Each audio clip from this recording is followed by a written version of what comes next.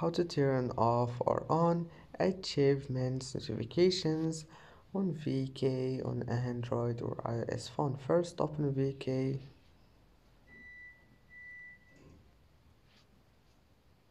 Now click Hub and then click the storylines and click Settings, then Notifications. Scroll down until you find here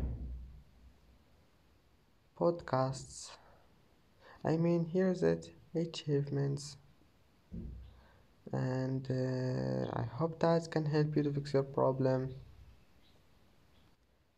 And that's it for today's video. If you like this video, please don't forget to like and don't forget to subscribe.